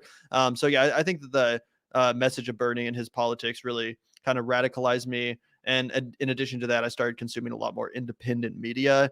So I wasn't just reading whatever the fucking corporate overlords wanted me to think. I started consuming various alternative perspectives around that time, thanks to the internet, thanks to YouTube, and that radicalized me quite a bit as well, to the point where I am now. But shout out to you, Kelly. Thank you so much for the $9.99. I hope that was an adequate answer. Absolutely. Did you want to pull up a few more of? Oh wait, do we have one more? If Rich, would you have high-profile GFs stay low-key? Do you know what he's talking about? Would we have high-profile girlfriend? I mean, girlfriends. I think he's talking about. Yeah, I was like, what? No, yeah, I'm gonna be out here fucking dating Natalie Portman or some shit. Like, probably not. I mean, one, I'm already like, pretty settled. I'm pretty domesticated, so I think I would probably just fucking ride this one out. But on the like, as like an abstraction, like, no, I mean, like, I don't see the point in doing that. Like, again, I am not a very public person. Like, I don't have a fucking Twitter account of my own. If I'm dying to tweet something, rarely happens. I'll tweet it on the Vanguard account. I don't have like a fucking Instagram. I don't have any of that shit. I'm not like, outside of doing the show, I feel like I get enough of like saying my piece on the show. I don't need to be high profile in like any way. And again, I have like no experience with any high profile shit. But like I said, the like tangential experience I've had with anybody who recognized me, and the fact that it makes me like immediately recoil, like I'm just like, oh, I don't need any more of that in my life. Yeah, same. I don't really have any desire to date a high profile individual, nor do I have any desire to be a high profile individual myself. That's why I've always thought of myself like as a filmmaker more than like an actor. Like I wouldn't want any of the attention associated with making films. I just want to be the guy behind the camera. No one usually cares about the director outside of like the people that are actually in the film community. It's not like your average person knows who Darren Aronofsky is. So that's always how I kind of envision myself. Like if I was going to be high profile, I'd rather be respected within a smaller community of people rather than just like Brad Pitt or some shit like that. But thank you so much for the question regardless. And thank you, Adi, for the $5. Once again, really appreciate you, Adi. Speaking of Bernie, any thoughts on his recent video on eliminating indirect U.S. involvement from the Yemeni conflict? Yeah, so Bernie put forth that resolution, which he then withdrew because Biden basically said he would veto it and the Senate wasn't going to pass it. So Bernie kind of backed down at the last minute, which was unfortunate. But obviously on the substance, he's 100% correct. We should completely cut off our funding to Saudi Arabia, which is resulting in the murders and starvation of the Yemeni people. So he's 100% correct on the substance, but I did think it was pretty unfortunate how he kind of backed down from that fight and gave up and, took the pat on the back from Joe Biden, who said, "Oh, we'll keep working with you, Bernie. Just drop this bill." Yeah, it was so stupid because how many times is Bernie going to get kicked in the teeth and then just keep on smiling, right? Keep just fucking singing and dancing along to Joe Biden's bullshit. It's just stupid, right? Like he's been treating with nothing but disdain, and yet he's just still fucking being a company man, still out here being a fucking team sport guy, even though he's been constantly cast aside. He's been constantly belittled, used as a political token and a pawn, and been given nothing for it. And here he is again, just like basically Joe Biden spits in his fucking face and says, "Get fucked, Bernie. I'm gonna veto this. Don't even fucking test me. You get nothing. You do what I say, and you say, oh, we're working together to figure something else out. That's what you do." And that's what he did. That's what he fucking did. And I don't know. His backbone is gone. His backbone is gone. That's probably due to years of being hunched over and fucking, charismatically making the case for the proletariat. And he's an old guy and he's done good for a long time, but he's clearly not, he's never gonna grow that backbone, guys. That's just not in him. Correct. Thank you though, Adi. Really appreciate that. And let us know your thoughts on that matter if you have any. We'd be interested in your perspective as well. But yeah, before we move on to our final story, I wanted to quickly throw up a couple of these insanely cringy Jackson Hinkle tweets because, as I said, we were just talking about this exchange between himself and Kyle Kulinski. Also, I have to say this isn't even accurate. When he defended Anna Kasparian's bogus Me Too allegations against Jimmy, that's not even really an accurate way to describe what happened. If you guys remember, Kyle Kulinski basically burned the bridge he had with TYT. He's totally persona non grata of the Young Turks and no longer friends with Anna and Cenk because of the way he responded to that. If you guys recall, at the time, he actually um he kind of agreed with Anna, but he also kind of agreed with Jimmy. I think what he said was that Jimmy, the way that Jimmy talked about it was insensitive, and that he personally would have been upset if Jimmy was talking about his girlfriend that way or his mom that way. But he didn't. He didn't come out here and say that Jimmy Dore was a predator. He didn't really defend Anna Kasparian's Me Too allegations. He just said that Jimmy kind of crossed a line. But it's not like he came out here and started scolding Jimmy Dore and saying like, "How dare you? This is disgusting. This is sexual assault." Nothing in that way whatsoever. Which is why Anna and Cenk ostracized him and cut him off from their social circle and completely separated themselves from him professionally because he didn't defend them enough. Yeah, absolutely. It's a little bit fucking. I mean, one, it's just an obvious like signal to his overlord Jimmy, like, please, Jimmy, like, fucking, please look at me. I can attach anything back to like when somebody wronged you, right? And he knows that he's trained his like super dedicated core into just fucking hating the Young Turks, which is hilarious because the backbone of their argument is that he took 20 million from Jeffrey Katzenberg, and now he's like simping for a billionaire who's way richer than Katzenberg, who also just bought the fucking basically the public square of the country, and is fucking tyrannically fucking just banning people at a whim, that he just doesn't like. So all of this argument falls apart completely. But yeah, I mean, it's just, of course, it's transparently false. He's just narrative building at this point. Right. So completely stupid response from Hinkle as expected, but there's some even dumber comments from him recently that I wanted to spotlight, and which even a lot of his own followers and acolytes have been kind of raising their eyebrows at and calling him out for. Here's one that was just hilarious. He says, young women these days can't cook like their mother, but can drink like their father. That's a problem. Just beyond parody, right? And then this is an account actually that is a big like pro Jimmy Dore, pro Jackson Hinkle, like MAGA communist kind of account. Sometimes they, shit on the Vanguard on Twitter. And again, this is the kind of person that normally is just totally defending this guy and Jimmy Dore, etc. She says, I continually try to give you the benefit of the doubt, but I'm not really sure what you're doing. Is this supposed to be a joke? You should clarify because this isn't a good look for you. So even his most ardent defenders and people that are desperate to take him seriously for some reason, even they're kind of grossed out by this. Like, what exactly is going on here, bro? Dirtbag leftist needs to take the red pill already, okay? Like, no, it's so obvious. Like, imagine posting that and it's not satire, right? There has to be something going on.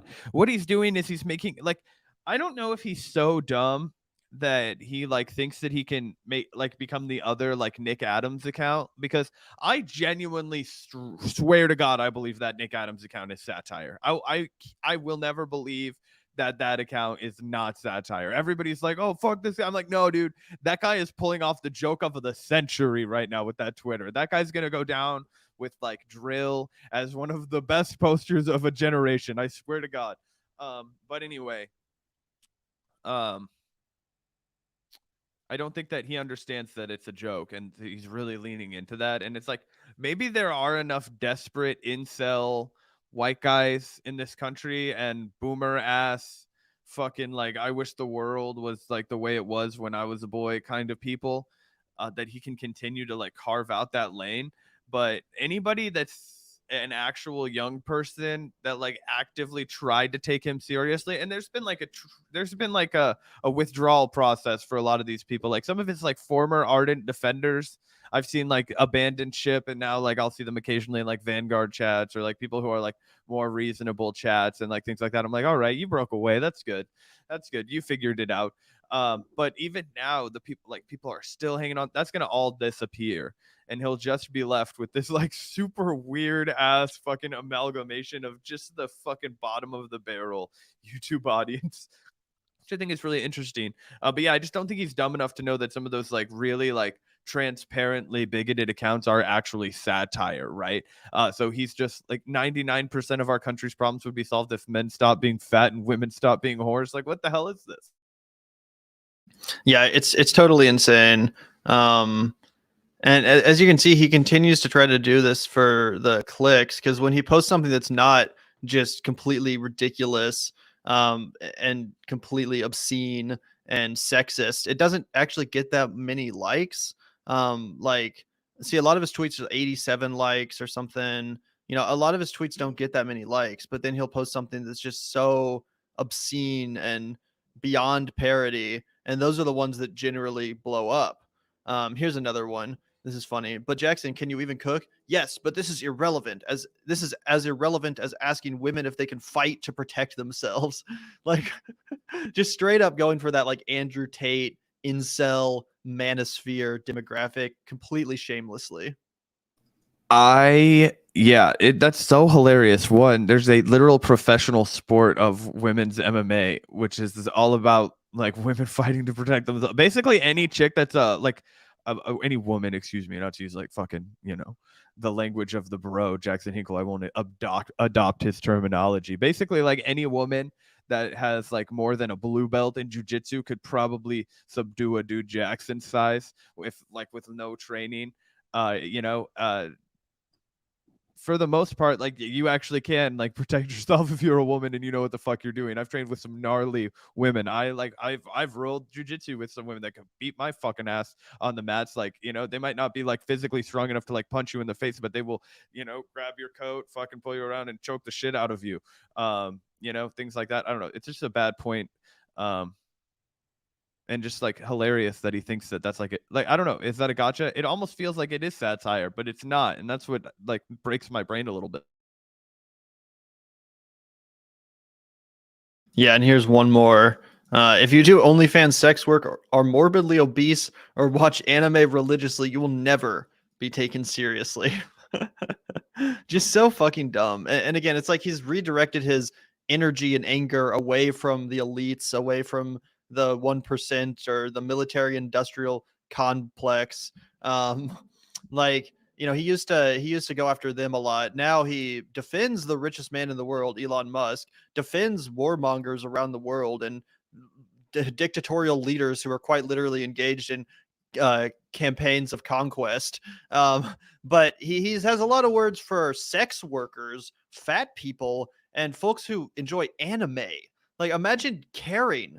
Imagine giving a fuck. I thought one of your whole points was like being pro freedom. Like, we get more freedom. Who cares if someone wants to be a sex worker or post titty pics on OnlyFans or eat cheeseburgers or watch fucking anime? It's none of my goddamn business. Imagine acting like those people are what's wrong with this country. Some random ass working class person watching anime, or someone posting on OnlyFans. Who fucking cares? Get a life. Get some actual interests and actual concerns. This is just, again, beyond fucking parody. And shout out to you, Adi, once again for the $5. You guys have some restraint in finding this guy's tweets funny. This guy's pissing me off. Oh, don't get me wrong, Adi. It's definitely it's definitely disgusting, and it also does piss me off. The only reason I do find it kind of funny is because I remember 7, 8, 9 months ago when this guy was pretending to be a leftist. And when we were calling out the fact that he was a grifter and he was making this pivot in broad daylight, and we got called out by his fucking acolytes, many of which have now come to terms with the reality that we laid bare many, many months ago, if not years ago now. So it is kind of funny for me. If I just stumbled upon Haxon for the first time today and was just looking at his tweets, I wouldn't think it was that funny. I would just think it's kind of disgusting and like, why would you post this? But having watched his ideological evolution and just what a grifter he's become, and just how much he's proved Zach and I right by making this blatant shift, that's what's kind of funny about it to me. But I definitely get your point, Adi. It is pretty blood boilingly disgusting. Oh yeah, I mean for sure. We've just already gotten past all of that outrage, right? And now he's just become such a joke. He's beyond parody. Like that's what's funny about this is that you could not be more transparently just like out of the box, like cardboard stale, make no original points, just recycle every single antiquated talking point that's come from the most boomer right-wing content creators of the past and recycle it. It's like, oh yeah, pornography and the fucking new kind of entertainment anime, which is all sexual, it's devil shit. Like what, and he like literally will talk about that shit. He'll be like, oh, this is the demonic, this is like Satan and all this kind of stuff. Like just blatantly pandering to like the evangelical community now in like a weird way, which it's obnoxious to the degree that it makes it hilarious to me, because how could anybody possibly take this guy seriously? I know that to some fucking shocking extent a few people do, but anyway, that's why we were able to just mock it and deride it and laugh at it. Absolutely. Thanks again for the super chat, Adi. Really appreciate your generosity. And thank you also, Hysteric Raider, for the $2. Pretty sure he just sad he got no Dommy Mommy, LOL. Yeah. Oh God. Imagine being his parents. Remember when he got ratioed by his parents, who are apparently like liberals? Imagine watching your son turn into the fucking freak that this dude is now. Yeah, he got ratioed by his own dad on fucking Twitter, like just straight up calling him out for lying about his childhood. Just like fucking hilariously fucking like, could you imagine how humiliating that has to be? And then this guy he's like, oh, I can humiliate myself way worse. Exactly. And shout out to you, Red Blitz Ridden, for the $5. I'm fat and just fine with it. I'll just sit on him and fart on his head in public if he wants to confront me. You heard that here. LOL. That's hilarious. And yeah, because we're actually pro freedom and we're not judgmental of people's appearances, you're obviously welcome in our community. I can't imagine, posting such a disgusting statement online publicly and being proud of it. Oh yeah, dude, it's fucking crazy. It's hilarious, right? Because who gives a fuck? This is the fattest country in the world. Like fucking, everybody's fat. The people who like, we're all just like getting fat in the making too. We all eat the fucking disgusting food. It's just a lot of it's just a lottery of how your body metabolizes it. We all eat fucking so much sugar in this country, so much all kinds of ridiculous shit. It's just a genetic lottery for the most part, unless you want to be like really anal about it, and then they'll be like, oh, this is my diet. But for the most part, a lot of it's just super genetic. Like, how does your body fucking process everything anyway? Shout out to you, and if that ever goes down, make sure you get it on camera so we can react to it live here on the Vanguard. Shout out to you, Neo's algorithm just hit 100 subs. Fucking so can't wait to send you guys a Christmas gift on Ask Anything Day. This was a fun stream, boys. Thank you so much. We're not done yet. We've still got a little bit more juice to squeeze from the lemon of life today here on the Vanguard live stream. But shout out to you, Neo, and we're excited to react to your video on our AMA day.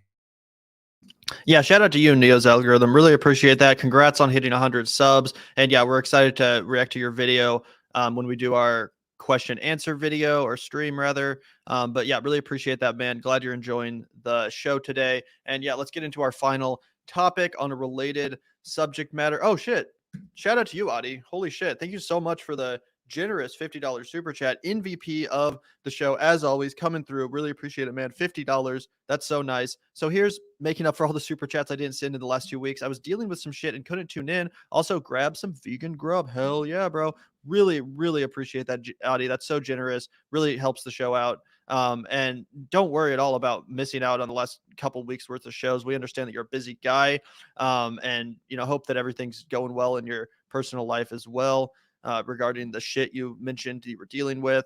And 100% definitely will eat vegan tonight. So really appreciate it, man. Yeah, shout out to you, Adi. Always glad whenever anybody decides to tune in to this lovely program that we host. Program, as Gavin likes to call it. I used to always make fun of Gavin whenever he would call it a program. Anyway, shout out to you, Adi the bug catcher. That was very generous of you. And yeah, I definitely gotta rub down on some vegan. I gotta make myself something for dinner tonight, because I don't know. I got that fucking event after this. I'm gonna be like running around, eat some chickpeas and rice and whatever, like curry on it. That's usually my go-to vegan dish. Now that I learned that paneer was not vegan, thanks to Adi the bug catcher. Yeah, thank you so much, man. Really, really appreciate that. That's so generous of you. And yeah, let's move on to our last story of the day, which, as I said, in related news, talking a little bit about Twitter and the increasingly censorious actions of Elon Musk, supposed free speech absolutist. He has now banned Taylor Lorenz, who's a big enemy of the likes of Elon Musk. She's constantly warring with folks like Elon Musk and Glenn Greenwald and people like that. As it says here on Mediaite, Elon Musk suspends Taylor Lorenz's Twitter account after she asked if he wants to comment for a story. The Twitter suspended the account of Taylor Lorenz on Saturday night after the Washington Post reporter asked CEO Elon Musk if he wanted to comment on a potential story. In her tweet addressed to Musk, Lorenz stated she and fellow Washington Post reporter Drew Harwell emailed him for comment. Apparently, they received no response, hence the tweet addressed to him. So let me throw that tweet up on screen, and you guys can tell me if this was in any way ban worthy. Now, I'm not a huge fan of Taylor Lorenz, and it's fair to point out that she herself has advocated for censorship on the platform many times. But I don't think that hypocrisy is not an excuse to ban someone. Like, just because she has advocated for other people to get banned does not mean that if you're a free speech absolutist that she should be banned. Everyone should be allowed, regardless of your opinion on censorship. If you are in fact a free speech absolutist, that should be obvious. I guess not if you're Elon fucking Musk. But Elon, as it says here, tweeted, "The journalists were aware of the violent stalker and yet still doxed the real time location of my family. Turns out that's a criminal offense." And Taylor responded, said, and of course, Taylor Lorenz is a Washington Post journalist. She says, "Hi, Elon. Drew Harwell and I sent you a couple emails about this. We've learned some information that we'd like to share and discuss with you. We're taking this very seriously and want to ensure this is pursued in the right way. Thanks." And that was the last tweet she sent before being kicked off. So in no way can he say that he was doxxed by her or that she shared any incriminating evidence or did anything seemingly to violate the TOS. Again, this kind of goes back to that shoe on head tweet. Apparently the TOS for Twitter is now just Elon Musk waking up and banning anyone that mildly pisses him off or insults him or just asks for a comment as being a journalist that he doesn't prefer. Yeah, this is what's hysterical about it, right? So obviously the elephant in the room is that Taylor Lorenz has always been like kind of a champion of censorship, of like, you know, taking a really dramatic approach to how Twitter should be enforcing its terms of service and its, basically its account banning policy, right? That's, I feel like, pretty clear and obvious to say. But it comes back down to the exact kind of like hypocrisy burn people were trying to do at Aaron Rupar the other day, right? Who is a guy who hasn't exactly been critical or hasn't exactly been anti-censorship of others on the past on the platform, right? But that's exactly why it's so important right now for us to be like, see, guys, like, isn't this a problem? Like, this like fucking renegade, untransparent, like, oh, just at the whim of whoever the fuck buys Twitter, like, we cannot trust our overlords to enforce this. Like, isn't this a really good teachable moment for these people? And you could say, okay, these people aren't good faith, they don't want to learn anything. That could be true, but I think there are people in their audience who can learn from this right now. The people who followed them, who may have cheerled for censorship in the past, now being like, oh, okay, here is a problem, right? It goes back down to just taking time to fucking explain shit to people, right? Being like, here is why it's bad every time, right? Because if it's not transparent, if it's not enforced equitably at all times by the book, whatever that book is, and that book is public, then you have no real system to work with. It's always going to be corrupt. People are always going to be unhappy. At least if you have a published, ironclad, at least generally agreed upon terms of service that is enforced. This is what will get you banned. It's not up for discussion. These are the lines we're drawing. You can make an appeal, but whatever, X, Y, Z. People are going to have a lot easier time dealing with that. That's what we've advocated for. And we've suggested the First Amendment as an outline for such a deal. But yeah, it's just the perfect time for anybody who actually cares about free speech on Twitter to come out and say, all right, everybody's been burned by this, right? The right feels like they were burned by Jack Dorsey. The Democratic liberal wing feels like they've been burned by Musk, as the left's been burned by everybody, if you're curious. So why not just take this as a time to really figure out how we're going to handle this long term? It seems like a great beginning of a fruitful conversation. Yeah, spot on. And shout out to you, Alex, for the $1.99. This is if Trump bought Twitter.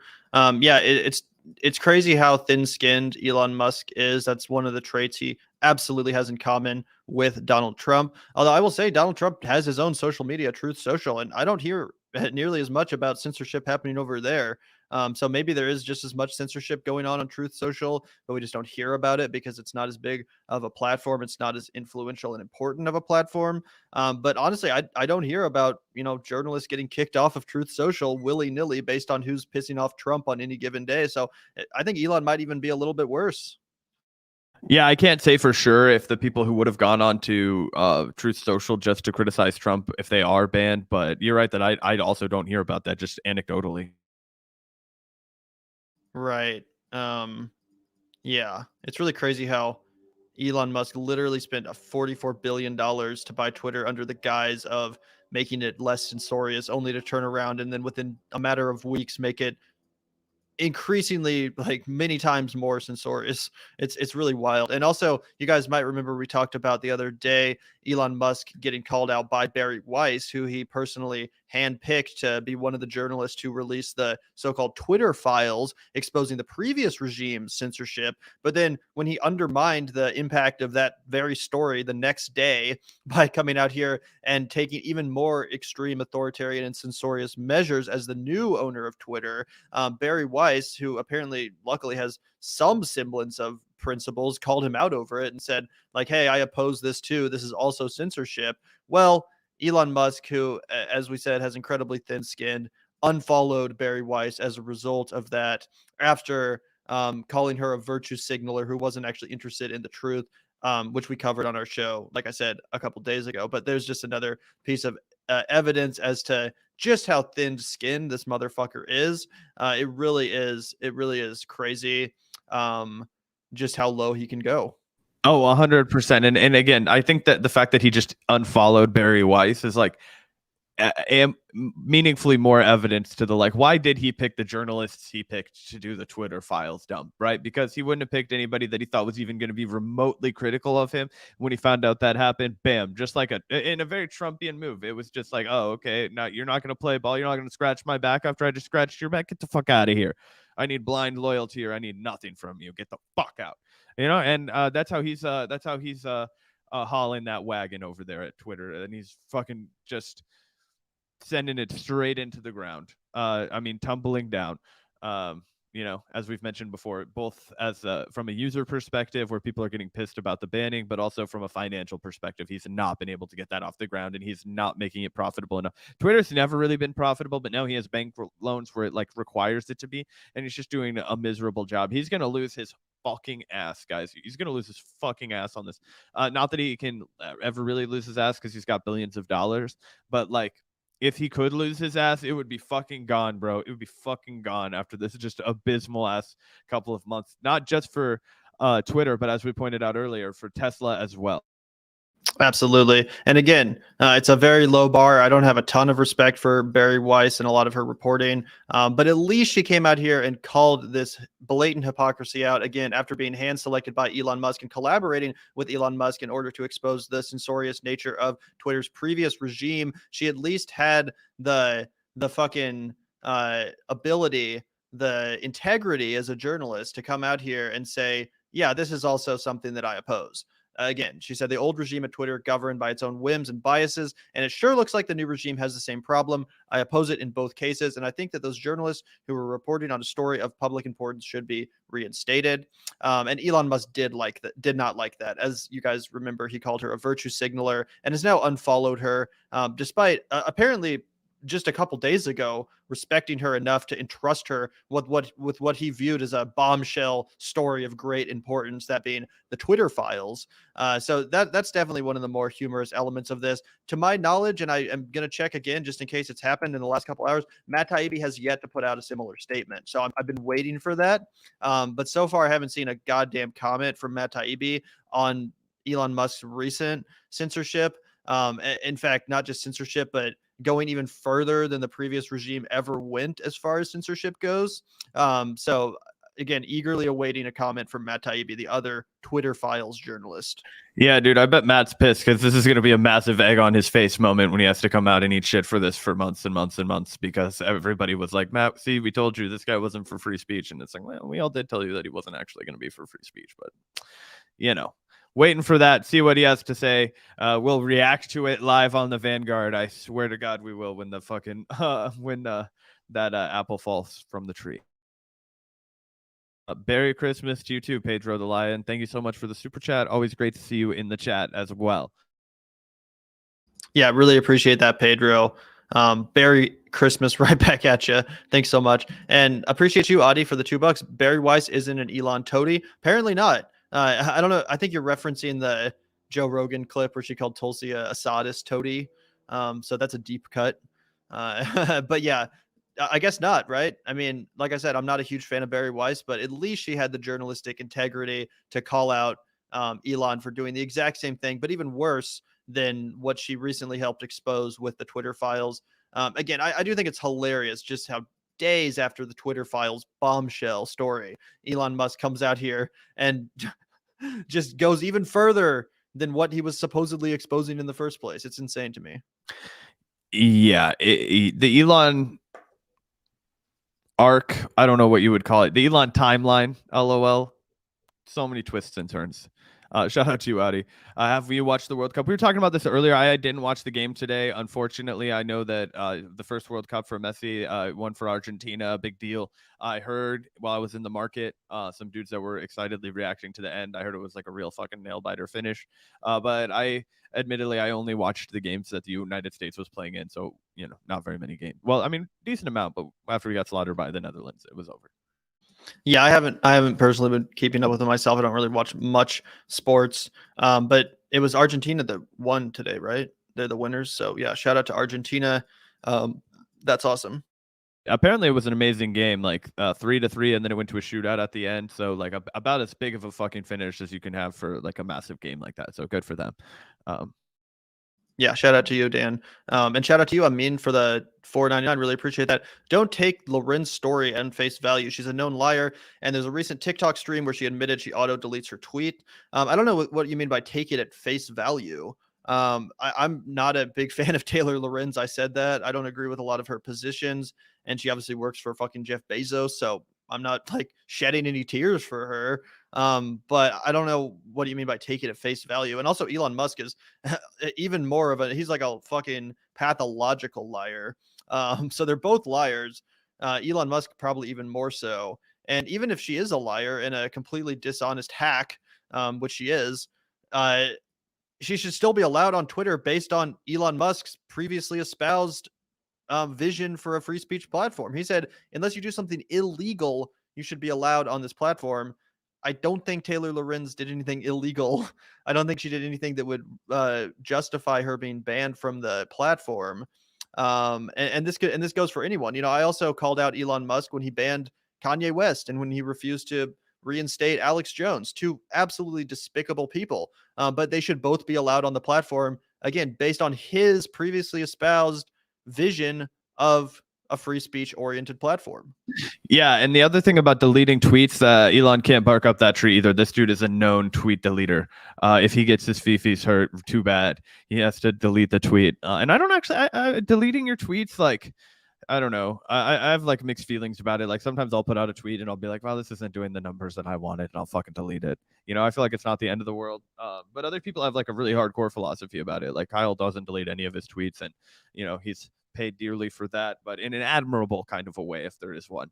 You know what I mean? But anyway, shout out to you. I mean, really appreciate the super chat and glad that you are tuning in for this show today. Yeah, thanks so much. I mean, really do appreciate your contribution and for sharing your perspective with us. And yeah, shout out to everyone for tuning into the Vanguard today. Unless anyone wants to get in a last minute super chat, I think we're probably going to get out of here. But this was an awesome conversation. Really appreciate hearing from all you guys in chat. Really appreciate all you guys for hitting that like button, for subscribing to the channel, for hitting that notification bell so you don't miss the next live stream. That's really important, guys. If you hit that notification bell, you'll be notified next time we go live, so you won't miss it. Also, follow us on Twitter at Vanguard_pod. The link for that is in the description as well. We always tweet whenever we go live. We say we're live now and post the link. So in case the notification bell isn't enough, feel free to subscribe or follow us on Twitter too, so you always get the notification when we're going live. That's a good way to make sure you don't miss our live shows. And thank you, Adi. someone heeded my call. Last minute super chat. Really appreciate that, Adi. Of course, as always, really appreciate your generosity and the fact that you're a supporter of our show. Thank you so much.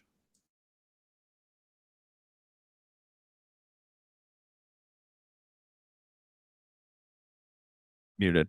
I'm muted. Sorry, guys. Shout out to you, Adi, the bug catcher. Shout out to everybody that tuned in today. And shout out to the Chiefs for clinching the AFC West today in a game that should have been just stupid easier than it was. I mean, Houston is a fucking terrible fucking football team, right? They are just a god-awful football team. We played like shit out there, but at least we got the job done. That is what it is. We got to get it together before the postseason because you can't play sloppy like this and pull out W's in the postseason against other really good fucking football teams. It's just not going to happen. But anyway, how can I bitch about an 11-3 season? This is how I'm spoiled in Kansas City. But anyway, shout out to everybody that tuned in today, and that's your final update from the Sports Go. And yeah, huge shout out to the patron community. Thanks again, Adi. Really appreciate that. But yeah, huge shout out to all the patrons. Thank you so much for the support. Shout out to Suzanne Stone, by the way, our latest Vanguardian patron. Really appreciate you supporting the show. Yeah, hit up that link in the description, guys, if you enjoy our content, if you like to tune in and agree with our perspective and find any value whatsoever in our work. A good way to support the show and keep us sustainable as an independently funded, viewer-funded channel is to hit up that link in the description, patreon.com/the Vanguard channel. It's always going to be found in the description of all of our content. So hit that up, guys, if you want to support the show. We would really appreciate it. Even just $5 a month goes a long way. And yeah, we'd like to start and end every single live stream with a big shout out to our patrons for that exact reason. We wouldn't be able to do this without you guys. So thank you so much for the support. And shout out to all of you guys for tuning in. Really appreciate it. Make sure to hit that like button on the way out. Hit that notification bell. Good stuff. Good stuff. And we'll see y'all next time. Yep. Peace out, everybody. Take care.